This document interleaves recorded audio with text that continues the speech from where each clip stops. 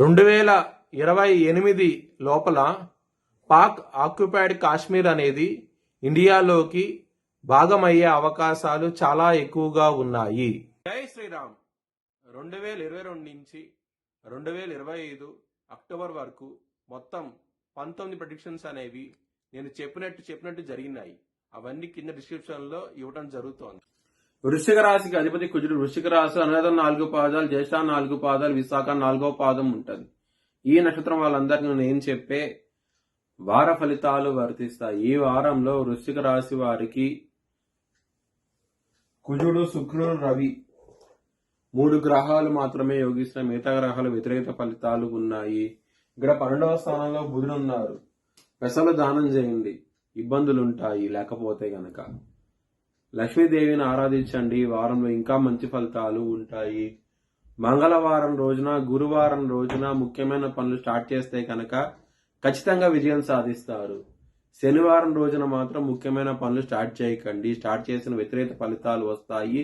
ధన నష్టం వచ్చే అవకాశం ఉంటుంది. కొంచెం జాగ్రత్త తీసుకోండి. వృశ్చిక రాశి వారికి కుటుంబ స్థానం మీద శని గారి దశమ దృష్టి ఉన్నది. దీని మూలంగా కుటుంబ పరంగా ప్రాబ్లమ్స్ ఉంటాయి. మనీ పరంగా మాత్రం మీకు ఎటువంటి లోటు అంటూ ఉండదు. సకాలంలో చేతికి అందదు. ఎటువంటి సమస్య ఉండదు మనీ పరంగా అవుతే కనుక. లవర్స్ కి మాత్రం బ్యాడ్ టైం నడుస్తుంది. పంచమ స్థానంలో శని ఉన్నప్పుడు కొంచెం ఇబ్బందికరంగా ఉంటది. అష్ట కష్టాలను చూస్తారు. లవర్స్ కి మాత్రం జాగ్రత్త తీసుకోండి. హెల్త్ పరంగా మాత్రం ఎటువంటి ప్రాబ్లమ్స్ ఉండవు. మంచిగానే ఉంటది ఈ వారం అనేది.